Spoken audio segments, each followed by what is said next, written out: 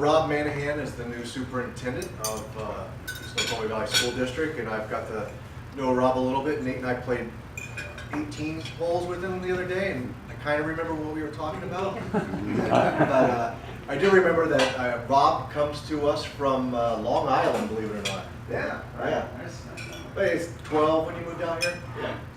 And so you kind of just, you don't have an accent or anything. Not anymore. And you were the superintendent of the Peninsula School District in Lake Chelan, and then you got smart and came here. Currently, your family is living in Gig Harbor, but you have a place here on the Ridge, and we're really excited to have you. I met Rob for the first time at the Chamber of Commerce, and he introduced himself, and I was like, we gotta get this guy up to talk to Rotary. So, great guy. Pretty good golfer. He does have some new tailor-made clubs that I'm excited to get out and play next week with him. But he's going to be a Rotarian for how many years? Oh, that was back in Lake Stevens, so that's been, I don't know, 15 years probably. Yeah. So I don't have a perfect attendance of even 1 year. Maybe you're smart. But anyway, welcome. Yeah, thanks. Can you set that up for me?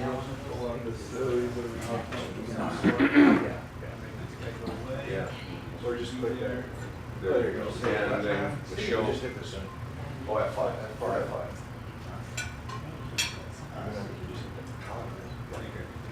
Awesome. Good morning. Nice to see everybody. Thanks for having me here today. I've said, you know, if you give a superintendent a mic, they'll talk for a long time. So if I go too long, somebody just start pulling ears or hit the bell or pull me off the podium here, so to speak. I wanted to just give you a little background about me and my philosophy, and then talk a little bit about the Snoqualmie Valley School District. One of these times, I know I'm going to blow it and call it Snohomish, because that's where I am kind of from. So if that happens, I owe at least $1, but I'll try to stick with Snoqualmie. I went from Lake Stevens to Lake Chelan, so when I was in Lake Chelan, I kept calling Lake Chelan Lake Stevens. So it's very confusing. But I always start my presentations with this quote, because that is really about what I believe. I really believe that education is the most powerful weapon which we can use to change the world. I have seen it in my own life. I've seen it with the kids that I've worked with. I've seen it with the districts that I've been involved with. And, you know, kids, this is how we overcome barriers of poverty. This is how we help support tolerance and you know, good citizenship in our nation, is through public education. And it's what I think is the backbone of our democracy and of this great nation. And I'm really passionate about it. I've been doing this for 34 years, and I'm so excited today, maybe even more so today than I was when I first started. I was dumb and naive when I first started. But, oops, okay, this is, I get it. I'll just wait. All right. So yeah, so formative years. I did start out in New York, Long Island. Went to Kenmore Elementary, which is over in the North Shore School District, Inglemoor High School. Those are kind of the glory days, you know, football and baseball and soccer and wrestling and all that, and just had a great education with the North Shore School District, and even back in New York. But I moved out here. My parents, my dad was in federal shipping, and so he was kind of going back coast to coast, and brought us over here when I was about 10 years old. And that's Robbie down at the last guy there, the only guy. That's my 3 sisters who have abused me over the years and continue to do so. I don't know how many times I got dressed up like with makeup and all those kind of things, but you know, fun family. But you might know that there's an absence there. Not a great presence from my dad, and as a young man growing up. So always kind of looking for a role model, and found that a lot in my teachers and their support that they gave me as a young kid growing up in a divorced family with, to be quite honest, a couple of parents that were, you know, alcoholic a little bit. But I use this analogy as well. You know, I mean, I think all of us, when we first come into education, when I see these kids, we have a choice to help these kids go down a road, right? And so, which road are we going to support our kids to go down? Are they going to go down that road that gets them the fluffy cap and a University of Washington doctoral degree, or are they going to be the guy who's standing outside his house taking out garbage, right?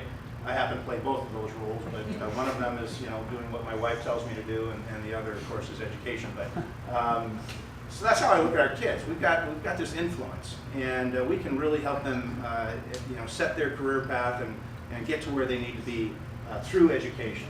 And I was fortunate enough to have great mentors and great role models growing up that caused me to go down the road to the left there and get that fuzzy hat. Why am I in education? I've got these crazy kids of mine. I've got Jenna and Eric and their spouses, David and Erica, and their 3 grandkids, which are Luke, Olivia, and Nash. This little girl down in the left-hand corner is our newest addition, Violet. So that's my 4th grandkid, 2nd granddaughter. They're just awesome kids. My son up to the right is awesome as well. He's a musician, in case you can't tell.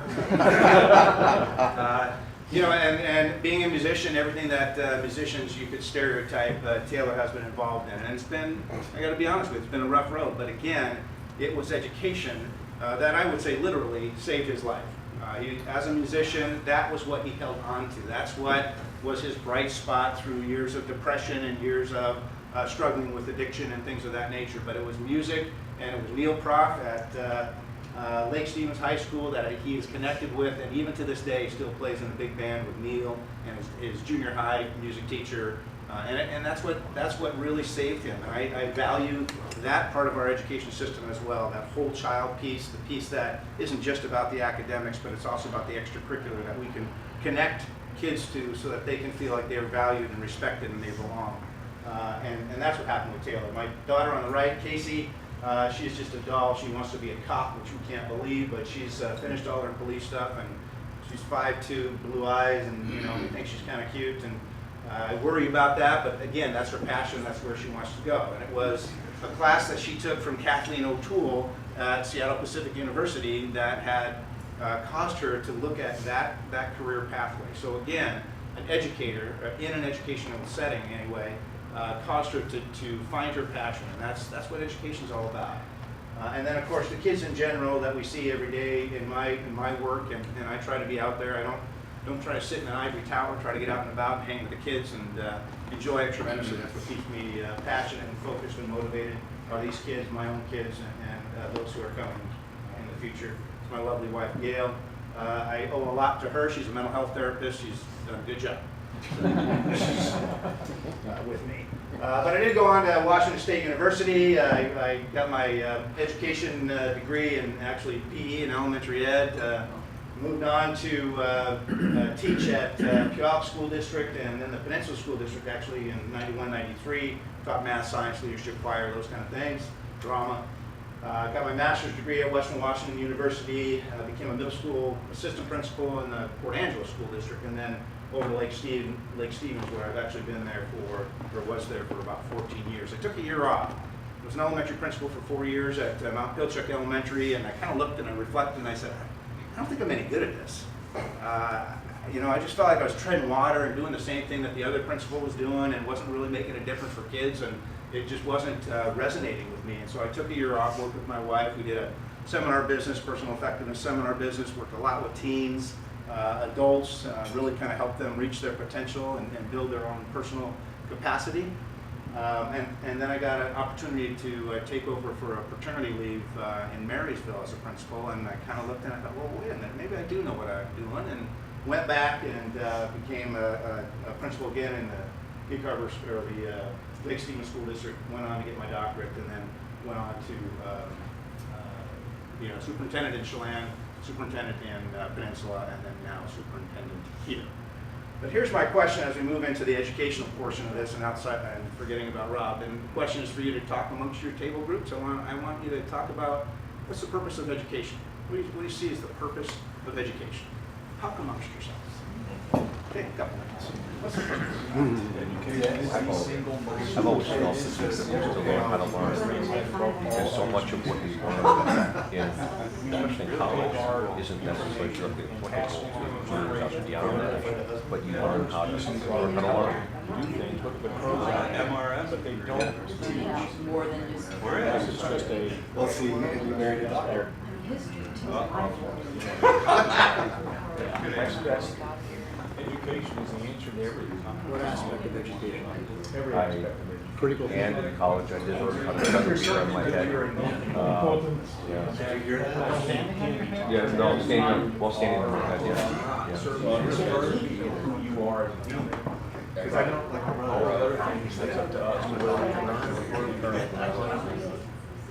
Education gives us an example to do it, or Well, that's education, but it doesn't have to be college, right? It's part of social training. Learning how to collaborate with others, Education is What do you think? Let me hear some responses if you want to just start popcorning out and share any thoughts about what you heard at your table. What's the purpose of education? Monica? No, I was going to be against. Against education? No. In America, the thing is, you've got to send all your children to college, and this is the main thing, everyone has to go to college. When I came from England, though, we had a system where that wasn't as important, probably is now, but you had trade schools, so children could go to the trade school, you were separated at the age of 14, so you could go, head one way or head to the big education. And that turns out for a good population, people understand that, I mean, not everyone's geared to go to college. They might be able to work with their hands or, toolmen or whatever. We'll talk about that a little That bit. is education, so that's why I'm saying I'm kind of lopsided on it, really. Right. Well, we were discussing that we believe it's sort of a gateway to the world. I mean, you learn so many different things. You learn about how to form relationships, mentorships, friendships. You do play dates and learn about how other families operate. And then not only that, but you learn, you have 6 subjects or whatever that you're studying, and you learn how to tap into what makes you you. So there's so many levels of why it's important. Yeah. What else? Back to yes, sir. My personal opinion is that K through 12 is chiefly for the purpose of preparing the young for adult life, whereas college and beyond is for the exploration and extension of knowledge. And I do agree with Monica that trade schools should be a very important component of K through 12. There are some excellent trade schools in the greater Seattle area, and there are ways for students in the Snoqualmie Valley to get into those schools. It's just not all that well advertised. Okay. Anything from this table? We talked about it being away from maturation and enlightenment and a gateway to the rest of the world. So nobody said the purpose of education is to ensure that 90% of our kids get proficient on the Smarter Balance Assessment. I didn't hear that from anybody. I didn't hear make sure that all of our kids perform with straight A's and come out with a 4.0 grade point average. So education is a lot deeper, right? I mean, yes, the academic, the content, the knowledge certainly is important, but it's a lot deeper. We're actually dealing with individual lives, shaping them. So you look at my 4 kids, right? Casey's the only one who went to college. And she actually decided not to get her master's because you don't really necessarily need that as a police officer. So she went and began that testing. Taylor is, as I said, a musician. He's practicing music right now and enjoying his life in that regard, but never finished college. Went to a couple years at Central Washington University, never finished. Eric is an HVAC foreman for various companies that he works with and is living a good life out in Gay Harbor. Jenna was didn't finish college, went to a year of community college, ended up becoming just working her way up into a tech recruiting position, and now she's a yoga instructor and a stay-at-home mom. And so obviously for even in my own family, we don't see that college is always the same pathway, right? So when I look at what do I want for kids who leave the Snoqualmie Valley School District, I want to make sure that every student who graduates from Mount Si High School is going to be able to take advantage of whatever opportunity comes their way. Okay? Whatever that opportunity is, they know how to grab resources, they know how to work collaboratively, they know how to connect with others, they know how to work in a team, they know how to find the answers, right? They can be problem solvers and problem finders, they're critical thinkers, But when something, opportunity, whether it be the family business or other job opportunities or a career or an entrepreneurial situation or a two-way, 4-year tech school, whatever it might be, they can say, I can do this because through the Snoqualmie Valley School District, I became equipped to know how to think critically and use all the resources that I have to be able to be confident that I can be good at that particular opportunity that comes my way. And so that could mean careers, right? That could mean all these different pathways. And when we look at Mount Si High School, we'll talk about it in a little bit here, we've got lots of different opportunities for kids to follow a variety of different pathways. And we do have a really rigorous AP college and high school program for those who want to take advantage of that opportunity. We have a really good pathway around engineering and STEM and robotics for those who want to take care of or take advantage of that opportunity. We have a construction program for those who want to get into the trades. So there's pathways now, and we've really moved as a system and as a nation and as a state, really, away from college for all. And if you don't go to college, you're a loser, right? We're trying to destigmatize that so kids can feel really confident and good about, I can leave high school and get a living wage job right out of high school. Because I've been given the opportunities to get set up for that. So I can step right into an apprenticeship, right, that is about 26 bucks an hour in the trades, and then go on to a journeyman position where it's 52 to 60 to 70, elevator shaft worker, 90 bucks an hour. That's a pretty good wage, right? So that's kind of what we think about, and I think about when I think about what do I want for our kids when they leave, and what's the purpose of education. They step out, they're not going to be a victim, they're not going to sit on their couch and say, I don't know what to do. But they're going to say, you know what, I've had a great education, and I'm confident enough to take advantage of that opportunity. My doctoral thesis, getting back to Rob a little bit here, was The Other Side of Leadership. It's an examination of strategies and protocols for developing emotional intelligence school administrators. So it was a great opportunity for me to study, because what I found is, what's the biggest kind of struggle in education? It's the conflict between mostly our students and our admin and our staff. And our teachers, our community, our parents and our admin. And that conflict is usually because we don't really know how to navigate those conflict conversations, those difficult conversations. And it takes a little bit of self-awareness. It takes a little bit of self-management. It takes a little bit of optimism and ability to build rapport. In other words, it takes a little bit of emotional intelligence to be successful, to help people feel like they can partner in our system.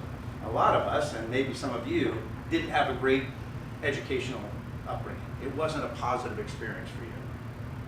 And so we bring that into our lives as adults as well. So even as adults, when we step into school, we're feeling like we're back, about ready to go into the principal's office. For some people, that's the way that it is. And we have to recognize that and build that rapport and trust so that we can have a really good relationship and be positive and successful in our work with our community. So that was my thesis. My leadership style, I try to be as collaborative as I possibly can. I'm accountable, and I'm accountable to you as our community, to our staff, to our students, to my school board. I like this quote by Gandhi: all humanity is one undivided and indivisible family, and each one of us is responsible for the misdeeds of all the others. So that's accountability. If something is not working in my district, that really comes to me. And it's my responsibility to fix that and to recognize that I have some accountability in that. Now, I might not be the cause of it, but I'm accountable for that, and I'm accountable to you. And that's an important part of my leadership style and philosophy. Integrity is huge for me. I just feel like I need to walk the walk and talk the talk, align my values and my beliefs. And I think as a younger man, I used to try to morph into what the job wanted me or what the employee wanted me to do, or employer wanted me to do. I don't do that anymore. I am who I am, and in this interview process, I said this is what I believe, this is my philosophy, and it resonated with Snoqualmie Valley, and I'm fortunate enough to be here. And grace. I believe in grace. I believe in giving it, and I believe in getting it. So I'm hoping for that opportunity.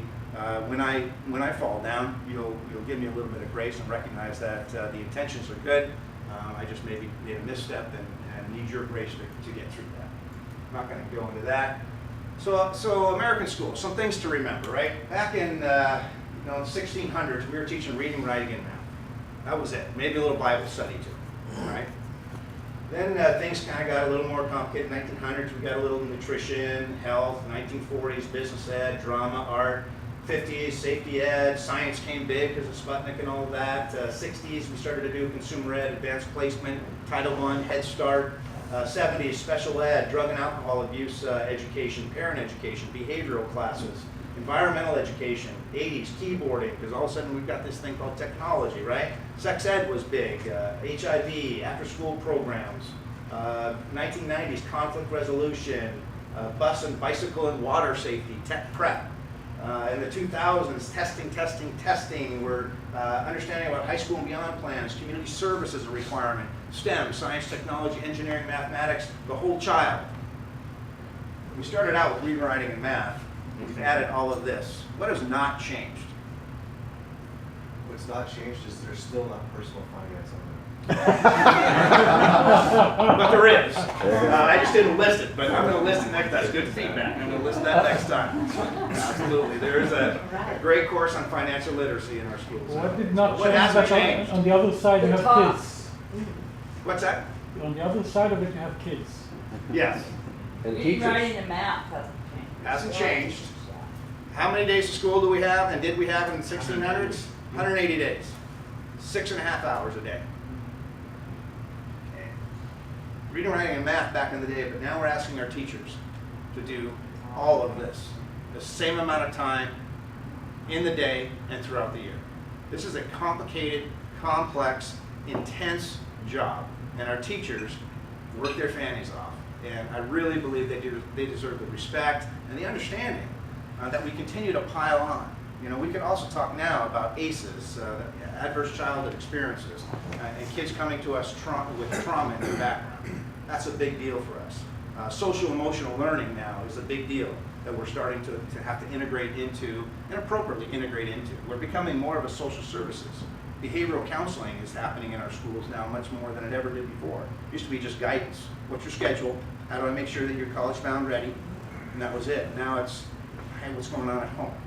Do we need to connect you with resources and create liaisons between the family and schools? Education has changed, but time and the amount of time in which to do the work that we need to do and create those miracles and change lives every single day, that time has not changed. And I just want people to understand that. We're really expecting a lot from our educational system, right? You want us to create these young men and women who are going to step out and be great citizens and great contributors to society. And that's a pretty intense job. And I want people to know that. And it's public education. Let's not forget that. We take every kid, no matter what. Every student, no matter what. So let's look at international comparisons. You know, China, they're always scoring #1. Finland now is scoring #1. But again, in the United States, it's free and it's appropriate public education. Shanghai, there's 150 million urban working families who are not allowed to send their kids to high school. So when you see Shanghai scores, remember who you're comparing yourselves to. It is not free and free and appropriate public education in China. In the U.S., you know, China has some good testing scores, but you know what? In the U.S., we still lead the world in new patents. We're still innovators. We're still, you know, developing companies like Google, like Apple, like Microsoft, like all of those that are right around in this area, right? I went to China on an exchange trip, and their thing they were looking for was how do we help our kids be more creative and innovative in the outcome of our system in China. Whereas we in the United States, we're going there, and how do we help our kids become better test takers? I didn't resonate with that. That didn't fit for me personally. But it was interesting that China is now looking at the United States, wanting to be more innovative and become a leader in those patent creations. Looking at apples to apples, if you took away and you just looked at the comparisons, we would be moving to the 3rd and 5th. You know, it's a little frustrating sometimes that the U.S. doesn't score well on those international tests.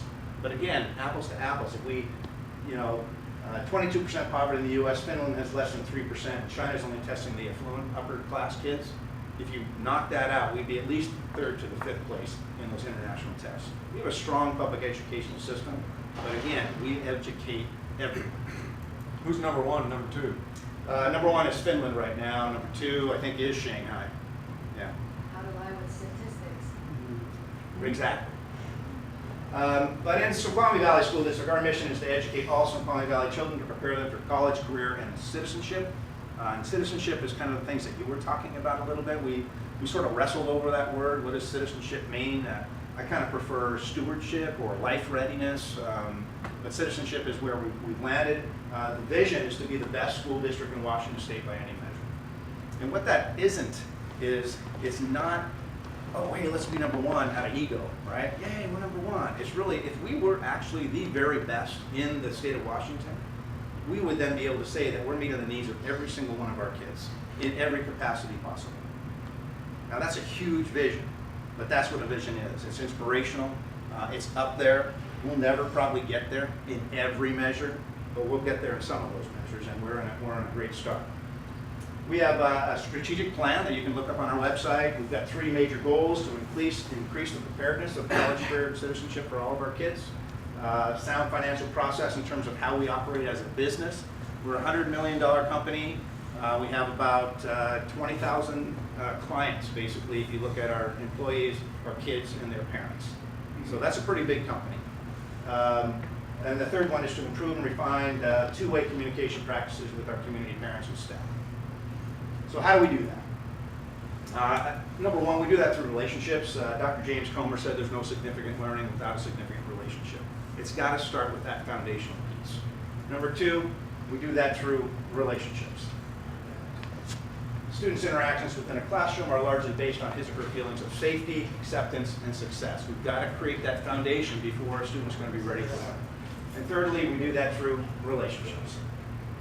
Right? Creating strong relationships in a classroom lays the foundations to effective learning. What we want is that everyone in this entire community, Snoqualmie Valley School District community, deserves to feel respected, loved, like they belong, like they're capable, and they're valued. And that means everybody. That means parents coming into my district office, parents coming into my building. They need to feel like they're being respected, valued, like they're capable, they can add to the learning of their child, and that they belong to a system that cares and values their partnership. Our staff deserve that. As they're teaching, they deserve to be respected as a professional, to be valued, to feel like they are capable and can do what they need to do in order to change the lives of these kids. Our administrators deserve that. My secretaries deserve that. Our students obviously deserve to feel respected, valued, like they belong to a system that cares, that they're loved, and that they are capable. Because when they feel like that, then they can take risks, and learning is a risk, right? How many times do we not want to do that thing because we're afraid? But if I can create a safe environment for our kids where they can step into that, that's how learning happens. We've got to create this foundation and have those kind of relationships. We also want to look and make sure that we're assessing students where they're at. There's a lot of research stuff up there. I'm not going to read it, but you can while I'm talking if you like. But the assessment is really about knowing exactly where our kids are. Right? How can I teach? If I teach over you, right? You're frustrated and you're not learning. If I teach under you, you're bored and you're not engaged. So I've got to find out exactly where you are as a student so that I can teach to your level, so that you can be, kind of scaffold you along the way up to each ladder, because we know exactly where you are in terms of your academic and emotional readiness for learning. Rob, how does that work when you have a classroom of 30 students? I mean, it's hard to assess every student. And that's sort of the biggest challenge that we have now, is that we used to, and I think as I look back at my career when I was teaching 5th and 6th grade at Hope Elementary in Puyallup, I think I was not a good teacher. I think I taught to the middle, and if you didn't hear me or learn, that's your problem, not mine. But you were getting it? Okay, good. Everybody understand? I see a head shake. Okay, that's my assessment, and off I go. So the challenge is, I'm not going to take just a head shake. I've got to see from you and demonstrate. You've got to demonstrate to me through exit slips, through quick little assessments, quizzes if you like, or what have you, or even performance tasks, so that I can really see where you're at. So and that's then, what the teachers are doing in a 6.5-hour day, 180 days a year. they create miracles and they change the world every single day. Well, I know they do. Do they do that effectively? Every teacher, every moment? No. Because we're asking a lot. But that differentiation, that's a challenge, because in your classroom, free and public education for everyone, I've got my special ed students who at least are two years below, and I've got my highly capable kids who are at least 2 years above. And I've got this span of kids, and to be able to really hone in and know where they're at, and then instruct them intentionally and differentiate that is a challenge. But it's something that through small group work, through conversations where we are empowering kids to be their own learners and to support them in how to be learners, that's one way that we're trying to do that. That is so true. My own personal experience, 1 year as a teacher of mathematics, I taught geometry every year. I was a teacher, and geometry was at that time typically, maybe 30% ninth graders, and the bulk of the rest were 10th graders. This 1 year I had a junior in my class, and he was struggling. It was really, really hard for him. But the same year I had a student who was an 8th grader, and about a week or two into the class, she came to me and said, I've done all the assignments. Because at the beginning of the year, I gave my students all the assignments for the year. She had done all the assignments. So you've got this massive extreme of kids who are extremely capable and other kids who are struggling every day and just fighting to understand. And the teacher has to figure out how to make that class meaningful for that very broad range of kids. My experience is not unique. This is what's happening in every classroom all across the country. Yeah, and it's a big challenge. And one thing we need to kind of wake up a little bit in education is that we don't have to put that kid through the same tests and the same, well, I'm glad you did all that, but you're still going to take this test, and you're still going to sit in my classroom for the next 75 days left in the year, even though you've already accomplished everything. So personalizing our learning and helping kids kind of in a more what the term now is competency-based education rather than seat time. Seat time, you're going to sit 180 days in that classroom 1 hour a day, and that's what's going to get you through. Competency-based is if you show me, you know what you're doing, you can move on. And so there is a shift moving towards competency-based. We got that waiver both in Chelan and in Peninsula School District to help our kids who are able to run, and also help those kids who maybe were more apprenticeship focused and used that instead of seat time in the classroom. They were getting hands-on apprenticeship and internships out with businesses, local businesses. And that counted as some of their math, and that counted as some of their history. We had kids going to the boat builder, and that's a mathematical endeavor. And that counted as some of their math, plus the history that boat builder taught them as a mentor. We counted that as part of their history credits as well. So that competency-based waiver is something that is, I think, freeing up education a little bit. But assessment is important. Engagement is important. So when I talk about personalized learning, again, our kids are coming with a lot of experience with those things that are flashy and bright right in front of them every single day. Me standing up and lecturing and talking to kids is not exactly the most flashy and bright thing. So they get bored a little bit, right? Because they're used to video games, they're used to action, they're used to the addiction of, I get this little reward and then I move on to the next level and I get another little reward. We've got to begin to engage students like that in a way in our own classrooms now. How do we personalize this learning so it means something to you? The age-old question of, well, when am I going to use this math? That's a really good question. And for some of us, we never touched our Algebra 2 math skills ever again, right? So how do I make sure that it is relevant? So when I talk about math, maybe we're gonna design a skateboard park, and we're gonna really learn about geometry and angles and understand the importance of that. How do I connect it? When I was a teacher, I had them, work through the stock market, and I didn't understand how to convert, decimals and fractions, and how to invest and read the stock market and all of that, and it became more personal for them, and it engaged them. And it's the way that we keep kids focused. When they're not engaged, they get bored, and when they get bored, things happen. That probably aren't always the best thing. So engagement is really important to reach those 3 strategic goals we talked about. Communication, two-way communication. We do a really good job in education of throwing out information. But how much are we getting back? And so you'll see an emphasis on that this year for sure. It's that two-way communication. So I really hear from the students what's working, what isn't. I hear from the parents what's working, what isn't. I engage with partnerships out in the community to partner up and to figure out how we can work together. So communication is a big part of the plan, and then collaboration. Lots of research on that. Schools with high levels of collaboration have done great work with 90-90. So 90% minority, 90% free and reduced, but still 90% scoring on some of those end of the year tests. Because of that collaboration, because of the complication of education, the complexity of it, we cannot do this work alone any longer. We need the wisdom in the room. And so we'll work a lot on collaboration this year as well. But we've done some great things in the Snoqualmie Valley School District. It's an attractive school district. We can count lots of things that we're really proud of. U.S. News and World Report naming Mount Si High as one of the best high schools in the nation. Received the 2018 Best Communities for Music Education Award just recently from the National Association of Music Merchants Foundations. America's Top High School in 2016, Best 500 Public High Schools in the nation. College Board AP Honor Roll, so lots of advanced placement. Again, that rigorous work that we do. SchoolDigger.com ranks us as number 4 in the state out of 197 school districts in the entire state of Washington. We've received lots of Washington Achievement Awards, Schools of Distinction. The 2018 graduates were awarded scholarships totaling $12 million for academic achievement, athletic skills, and community service. That's important, impressive. Mouthside Jazz Band recently selected among the top 15 high school bands in the nation. 13 consecutive years, our business services has received clean audits. So some of those goals that we talked about in the strategic plan, we can say we're accomplishing in terms of getting kids college career ready, financially, fiscally responsible, and all of that. We do have rigorous coursework, these 24 college level AP courses.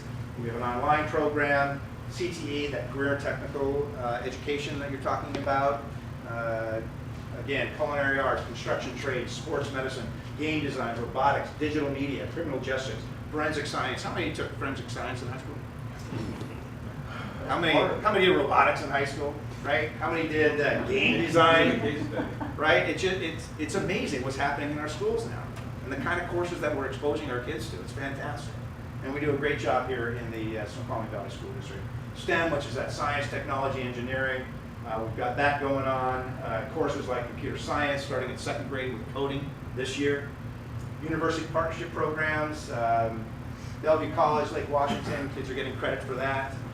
College and high school program and the AP classes also give our kids college credit opportunities as well. So they can grab that college credit work while in the high school. And of course, we have a lot of kids who go to Running Start, where they're actually going to Running Start, getting an AA degree and their high school diploma at the same time. Really impressive. Our results, just for those who are interested in the stats of results, you can see where we are compared to the state. So the second column after the so ELA is English Language Arts. So for instance, 3rd grade, 74% of our kids are meeting standard. The state's 52%. Math, 76%. The state's 57%. So we're anywhere from 15 to almost 30% higher than the state average. I think that's impressive. Science scores are fantastic. Our graduation rate at this time of publication is 91.1 compared to the state, which is 79.1. We have 13% kids who are in special education. So you would think 100% minus 13, more realistically about 87%. So we're even graduating those kids who are struggling academically because they're a couple years behind. And now I think we're up to about 94.6%.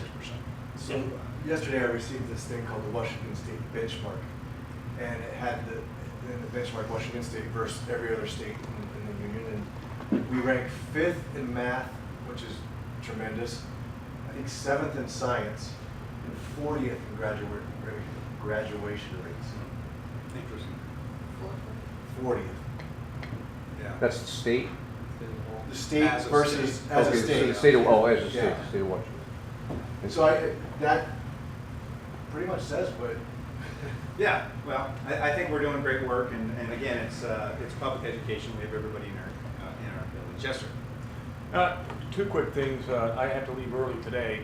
The one thing that has gone by the wayside, as I understand it, is script. That is no longer taught how to, Yeah. I think, personally, I think that's a problem. Someone has not convinced me that it's a great, wonderful thing that we've not taught our kids. And they say, well, computers have taken over everything. So writing really has gone to the wayside. Typing, it should be replacing the word writing, I think. There was a 15-year-old kid at one of my neighbors, and he had to go sign something. He said, print your name and then signature. And he said, Mom, what's signature mean? He says, well, you have to write your name. He goes, well, I don't know how to do that. And I think that's a problem. I'm sure that wasn't a Snoqualmie Valley kid. I didn't, it really doesn't matter, but that's not being taught. And so you can say, well, this X is a specific X associated with this person, which is really what your signature is. But now how do they read somebody else's specific X, of which their signature is, without knowing what those letters are? So I I'm not so sure that's really all positive. What do you think of? Digital signatures. Well, I'm not sure how accurate that is. I got to look at our district and get into that level of detail. But Yeah, I don't know how. most accurate it is. districts do teach penmanship up to about 3rd grade, and then they stop. We were over at the new grade school, and we specifically asked. They said that they no longer teach it at all. Yeah. Cursive. That's interesting. Yeah. The other question I have is, what do you think about school uniforms? I mean, that's a big 4-letter word, apparently, but I think that's something it takes that element of kids, especially developing. Middle school is tough, and that's a huge part of it's a problem. Yeah, I don't know that I would champion that, I guess, one way or the other, but I wouldn't be opposed to that if that's a community desire, and if that's a wish from our parents and staff to have that conversation with kids. I don't know. I mean, I used to do an experiment as a teacher. I'd have kids wear ties and get dressed up, and we'd play orchestra type classical music in the classroom for a week and see how that felt for them. And the next week we'd come as they wanted to, and we'd play hard rock and roll. And it was an interesting. You could see that things were a lot calmer and a little more controlled and focused when kids were dressed nicely and you had good music going on, as opposed to some headbanging music with kids in shorts and torn t-shirts. All of Asia, I've done a lot of travel. They all have uniforms, and there's places in Europe that Germany they have uniforms. I don't know if all schools or classes, but I don't know if any study has ever been done on that. Yeah, I don't think that you can correlate uniforms with higher academic achievement necessarily. You might be able to correlate that with some of the behavior issues, but you know what, if we go back to that beginning slide where we're ensuring that every kid is feeling respected, like they belong, capable, valued, and loved, that to me is the biggest impact on student behavior issues. Yes, ma'am. So when you're listing off all the things that you guys have to teach now, you started with the 1900s to the current, and then what is the pressure on teachers when you put all that when they feel like they're parenting as well? Because a lot of people say, well, they have our kids. And you said something that I never really thought about it, but you have our kids for 6 hours a day. They're at school, but they're with one teacher every day. So it's not like they're with the same teacher the whole day. Some people say, well, they're at school, the responsibility. Parents still are not really parenting their kids at home. Because from what I've seen, especially in the valley, we send our kids there, they do the duty, then we come home, we let them play, and we don't really bring them back in and rein them in, and parents. And I think that's a lot of problem, but you have all that other stuff, you're teaching for math and all the other things that they put on your plate, but then you still have that shoulder, some kind of responsibility, or it falls back on, well, they didn't teach them this, and this, that's why we have school shootings. Yeah, and I'm not one to make blanket statements, so I don't know that I would agree that all of our parents, or a majority of our parents even, are not parenting. I do think it's a busy world for sure, and they want to drop their kids off and feel comfortable that their kids are in a safe environment where people love them and are watching out for them individually, and I think we do a good job of that mostly. Right.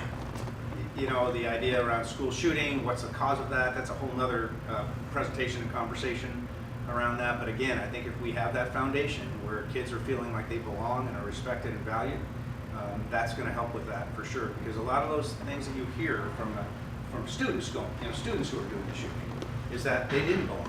They didn't feel like they were cared for. They didn't feel like they were valued.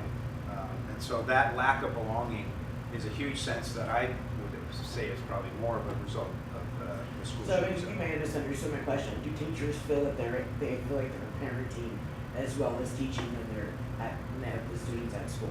So say it one more time. Do teachers feel that they're parenting as well as